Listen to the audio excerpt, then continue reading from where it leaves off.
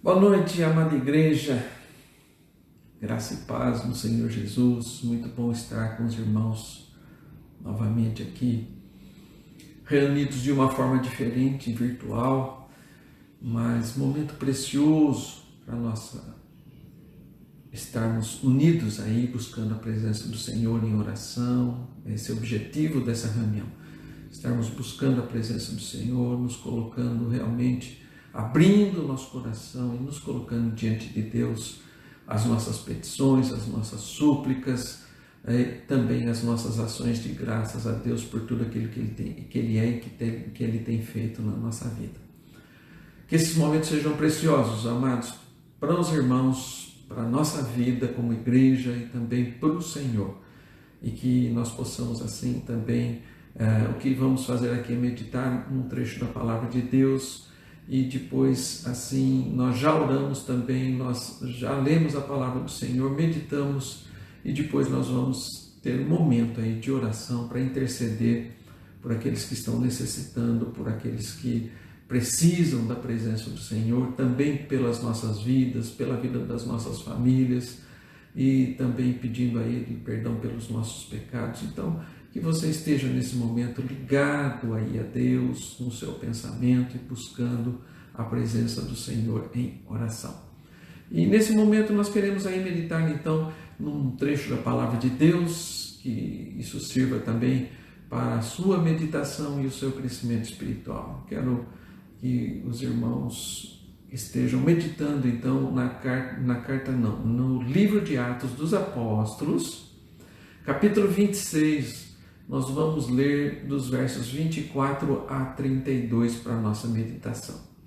Então, Atos 26 vai nos dizer o seguinte: dizendo ele estas coisas em sua defesa, Festo o interrompeu em alta voz. Estás louco, Paulo? As muitas letras te fazem delirar. Paulo, porém, respondeu: não estou louco, ó excelentíssimo Festo. Pelo contrário, digo palavras de verdade e de bom senso, porque tudo isto é de conhecimento do rei, a quem me dirijo com franqueza, pois estou persuadido de que nenhuma destas coisas lhe é oculta, porquanto nada se passou em algum lugar escondido. Acreditas, ó rei Agripa, nos profetas? Bem sei que acreditas. Então Agripa se dirigiu a Paulo e disse: por pouco me persuades a me fazer cristão. Paulo respondeu: assim Deus permitisse que, por pouco ou por muito, não apenas tu, ó rei, porém todos os que hoje me ouvem se tornassem tais qual eu sou, exceto estas cadeias. A essa altura, levantou-se o rei, também o governador e Berenice, bem como os que estavam assentados com eles. E, havendo-se retirado, falavam uns com os outros, dizendo: este homem nada tem feito passível de morte ou de prisão. Então Agripa se dirigiu a Festo e disse: este homem bem podia ser solto, se não tivesse apelado para César. Amados, vamos buscar a presença do Senhor em oração mais uma vez? Senhor nosso Deus, pedimos nesse momento em especial de meditação da Tua Palavra, Pai, que o Teu Espírito esteja iluminando as nossas mentes e o nosso coração, para nós entendermos o Teu recado nessa noite. Nos ajuda aqui, ó Pai, esclarece a nossa mente, ó Deus, e põe em nós o desejo, Pai, de estarmos praticando e buscando na Tua Palavra, Senhor, o verdadeiro sentido do viver cristão. Assim nós oramos, pedindo essa bênção, Pai, agradecidos em Cristo Jesus. Amém. Amados, para a gente entender um pouquinho esse texto, eu quero colocar alguns personagens que estão no texto e dizer quem eles são na realidade, para que a gente, então, possa entender o que está ocorrendo aí. Paulo, servo de Deus, apóstolo, estava preso e ele vai entrar aqui num julgamento, numa instância do julgamento de Paulo. E nessa instância estão presentes nesse julgamento Festo, que é mencionado aqui, que era o governador romano da província. Então, existia o império e algumas províncias. Então, o Festo era um desses governadores, né, que estava ali naquela província, então governando aquela província onde estavam também os judeus. Agripa, quem era Agripa? Agripa era o maioral entre os judeus, né? Lembrando aí que o povo judeu estava debaixo do império, do governo do Império Romano, né? Então, nós vemos aí que Agripa é uma das autoridades do povo judeu, né? Que também estava submetido ao Império Romano, mas era um dos maiorais do judeu e também era doutor da lei, chamado no texto por Paulo até de rei, né, pela sua autoridade que tinha dentro do povo judeu. Mas então Festo convida Agripa como uma autoridade do povo judeu, e ele como governador, convida Agripa para participar então desse julgamento, dessa instância de julgamento de Paulo. E César, que também aqui é mencionado, né, que era o imperador de Roma, né, aquele que dominava sobre tudo, né? Então a outra instância do julgamento de Paulo, né, se passasse por essa, seria ir até César, né? Então, que estava em Roma. Então, uma das instâncias, né, desse julgamento, né, se discorre aqui como é que foi esse julgamento de Paulo, né? E Paulo havia sido preso, então ele estava preso, né, pela acusação de estar pregando o Evangelho, pela acusação de estar pregando a Cristo. Como não era um assunto político, né, mas sim um assunto religioso, é por isso que Festo então chama Agripa, que era o representante do seu povo, para ali ter também a opinião de alguém que era a liderança do povo de Deus nessa questão, né, de Paulo estar pregando então Jesus. Paulo também quase foi morto pelo povo acusado de heresia, então ele estava sendo perseguido de todas as formas, né?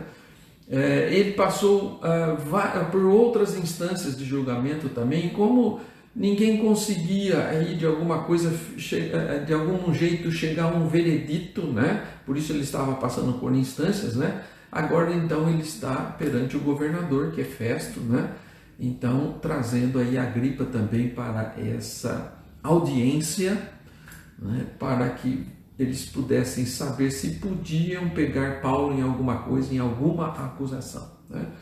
Interessante no texto, amados, notar aqui para nós, né, que Paulo não perdeu oportunidade para pregar o Evangelho de Jesus, né? Mesmo sendo interrogado, né, em todas as instâncias, quando ele teve a oportunidade de se defender, né, ele justamente deu testemunho de Jesus e falou do Evangelho. Então, mesmo sendo acusado, né, cada vez que ele tinha oportunidade nos inquéritos, nas audiências, ele pregava a Cristo Jesus, aquilo que ele é e aquilo que ele tinha feito na vida de Paulo.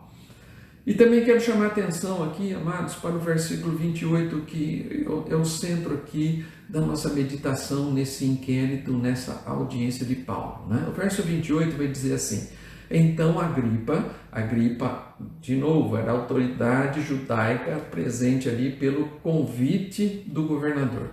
Então Agripa se dirigiu a Paulo e disse: por pouco me persuades a me fazer cristão. Então, quando Paulo se defende, né, Agripa, em vez de questioná-lo, diz assim: olha, Paulo, por pouco, pelas suas palavras, né, por pouco você vai me convencer também a ser um cristão. E, amados, aqui eu quero meditar com os irmãos essa condição, né, de por pouco, aí, né, essa palavrinha de Agripa, por pouco, Paulo, né? Parece que faltava alguma coisinha apenas e você me tornaria também um cristão. É isso que Agripa está dizendo, né?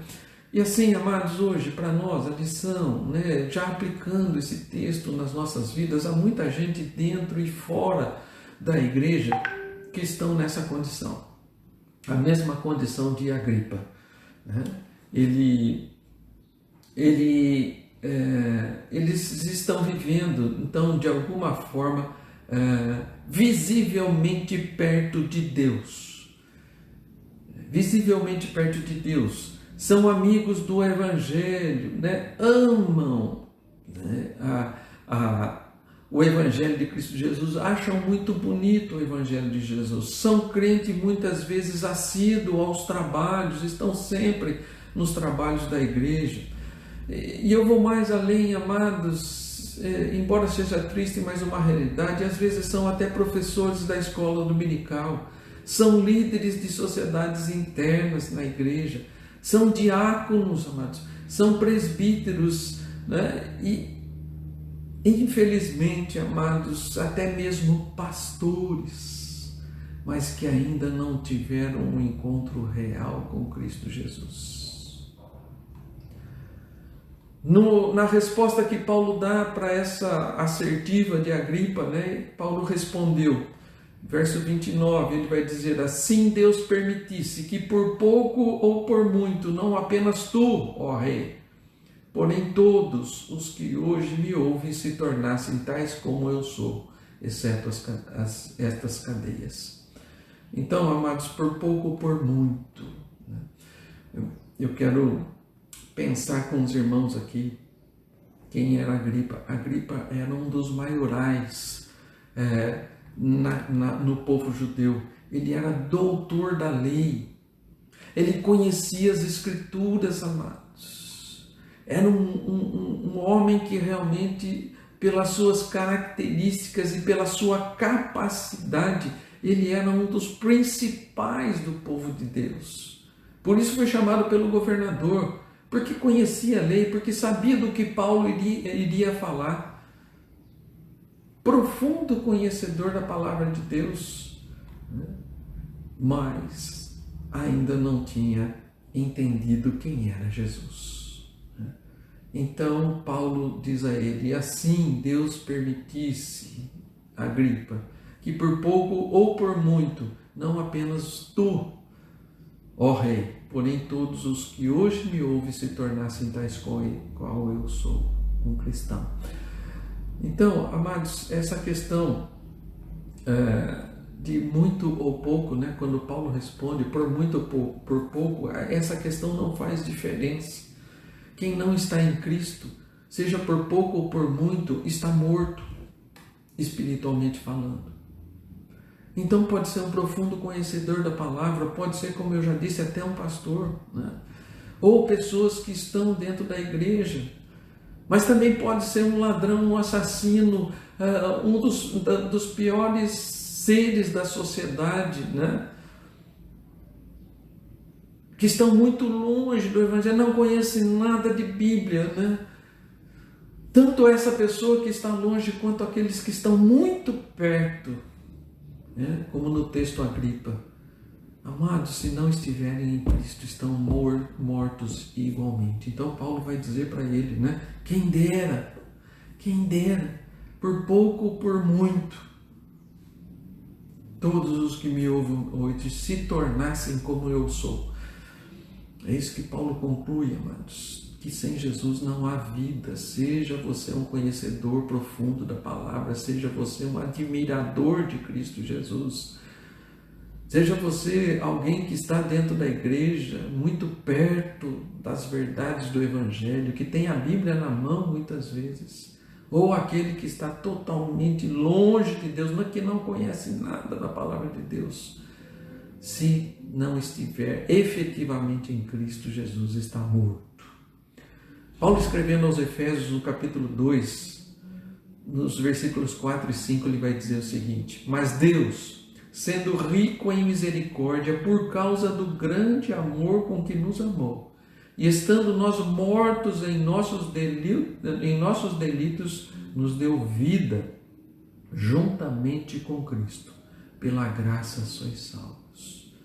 Então, o único que pode nos dar vida, amados, é Cristo Jesus. E é a fé e a crença nesse Cristo que nos vai dar vida. E não a nossa proximidade ou a nossa distância de quem é Jesus. Mas em Jesus nós temos vida. Sem uma experiência verdadeira com Cristo não há vida. Não há vida sem experiência verdadeira. Paulo tinha consciência de sua conversão e gostaria que todos ali tivessem a mesma experiência, e é o nosso desejo também. Há muitas condições, amados, há muitos fatores nesse mundo que visam atrapalhar uma verdadeira experiência com Cristo. E nós temos vivido isso nas nossas vidas. Há muitas coisas, amados, que muitas vezes vão nos levar a entender que só Cristo tocando nas nossas vidas é que realmente nós teremos vida e vida em abundância. Mas ainda há as contribuições do mundo que nos afastam e que querem nos afastar de Deus. Um episódio muito triste, amados, e uma das coisas que interferem justamente nesse conhecimento pleno da verdadeira salvação são os falsos profetas. Hoje nós estamos no mundo vivendo isso. Há muita gente falando de muitas coisas e muita gente correndo atrás dessas coisas e não do Cristo verdadeiro que pode salvar. 2 Timóteo 4, 3 e 4 diz o seguinte: pois haverá tempo em que não suportarão a sã doutrina. Mas nós estamos vivendo esse tempo. As pessoas não vão suportar a sã doutrina, isso é a verdade. As pessoas querem ouvir aquilo que elas querem. Pois haverá tempo em que não suportarão a sã doutrina. Pelo contrário, cercar-se-ão de mestres segundo as suas próprias cobiças, como que sentindo coceira nos ouvidos, e se recusarão a dar ouvidos à verdade, entregando-se às fábulas. Então, há muitas pessoas, amados, pregando um falso evangelho, pregando mentiras e fábulas, e há muitos que estão indo atrás disso.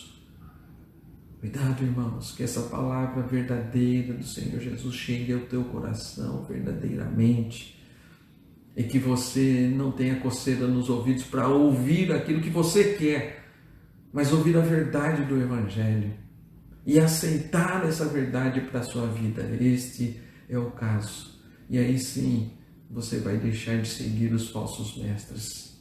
Segundo texto aqui, amados, que vai também tirar de nós, ou mostrar para nós, uma coisa muito importante que sempre nos afastam da verdadeira experiência com Cristo, é justamente a vergonha que nós temos dos homens. Temos vergonha dos homens e por isso não aceitamos a verdade do Evangelho de Cristo Jesus. João, capítulo 12, 42 e 43, vem nos dizer o seguinte: contudo, muitos dentre as próprias autoridades creram nele, mas por causa dos fariseus não o confessavam, para não serem expulsos da sinagoga, porque amaram mais a glória dos homens do que a glória de Deus.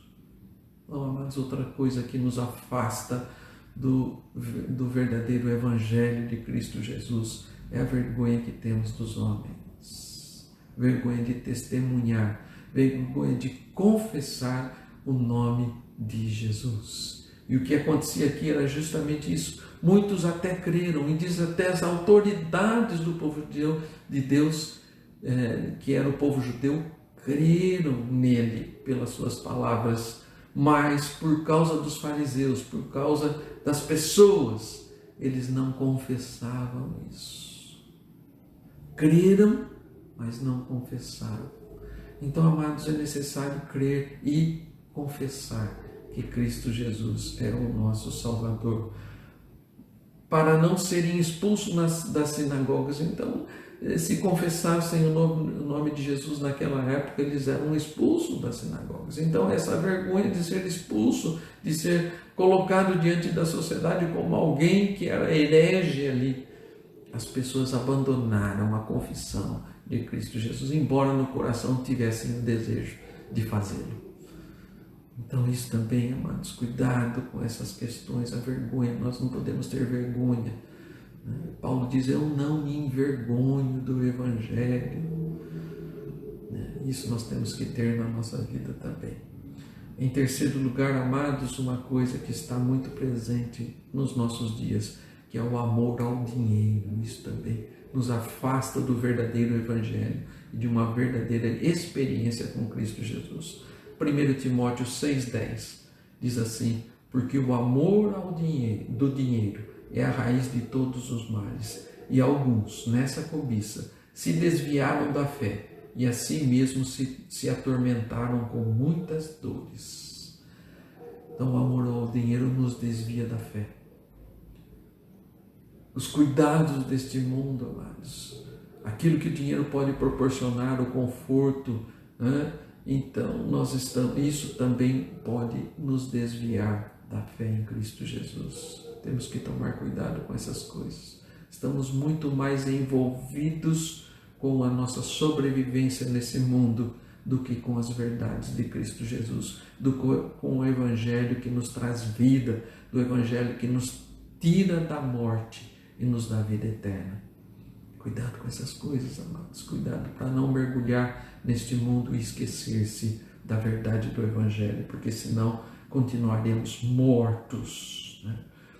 E o último texto aqui que eu quero colocar também uma coisa que está muito presente no nosso mundo e que tem nos afastado do verdadeiro Evangelho de Cristo Jesus.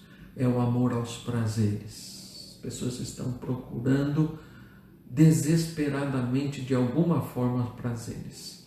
Nessa questão da pandemia, muitas vezes nós olhamos aí, né, pessoas que, dentro de uma abertura pequena da flexibilidade, as pessoas correm para os prazeres, porque não aguentam mais viver sem prazeres, como se isso fosse a vida, como se isso fosse o mais importante. E estão até arriscando as suas próprias vidas atrás dos prazeres. E olha o que diz 2 Timóteo 3, de 1 a 4. Diz o seguinte: sabe, porém, isto, nos últimos dias sobrevirão tempos difíceis, pois os homens serão egoístas, avarentos, jactanciosos, arrogantes, blasfemadores, desobedientes aos pais, ingratos, irreverentes, desafeiçoados, implacáveis, caluniadores, sem domínio de si, cruéis,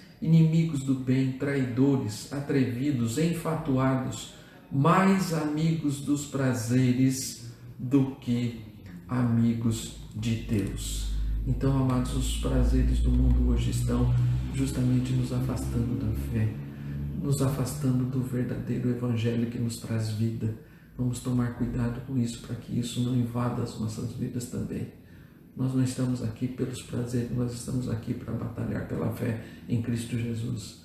E é nele que nós temos vida e não morte.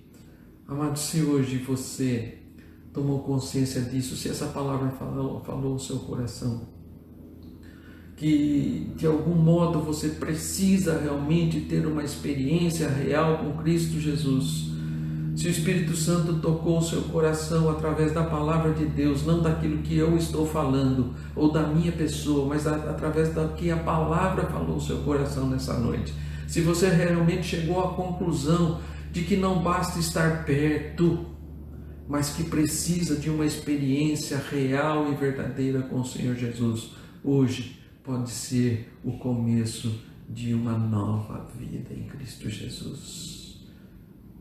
Abre o seu coração, faça um exame da sua vida e veja se realmente não é isso que você está precisando. Entregar verdadeiramente, seja você quem for, seja você aquele que está muito perto, que conhece muito a palavra de Deus, ou seja você que está nos ouvindo agora, que está muito longe do Senhor, é saber que essas condições não te dão vida. Nem estar perto e nem estar longe. Nem conhecer muito, nem conhecer pouco. O que realmente nos dá vida é a experiência verdadeira e real com Cristo Jesus. Entregue-se ao Senhor Jesus. Creia nele. Diga a experiência, fale da experiência que você teve com o Senhor Jesus, porque isso é confessar, crer no coração, né? E confessar com a boca. Amados, que isso seja verdade nas nossas vidas e que realmente nós não estejamos nos enganando. E que, chegando no último dia, nós também possamos dizer: olha, por pouco você não estaria aqui comigo. É isso que Jesus vai dizer por aqueles que não creram nele, por aqueles que não entregaram a sua vida, por aqueles que não confessaram o nome de Jesus. Que Deus nos abençoe e nos dê o entendimento verdadeiro do que nós necessitamos nessa vida. É justamente uma experiência real, viva e eficaz de entrega das nossas vidas nas mãos do Senhor. Que o Senhor nos abençoe hoje e sempre. Amém, amados. Nós temos aí logo em seguida os nossos pedidos de oração, está lá no nosso roteiro, que você faça essas orações, mas principalmente que você abra o seu coração para o Senhor.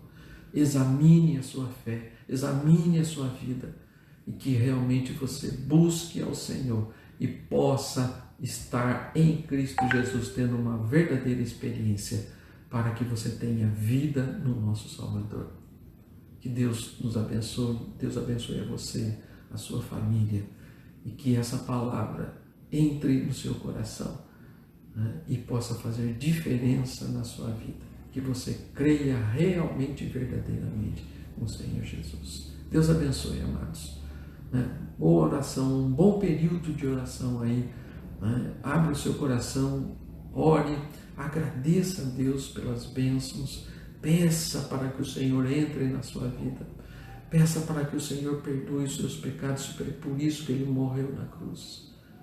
E que assim você tenha vida eterna, em nome do Senhor Jesus. Amém.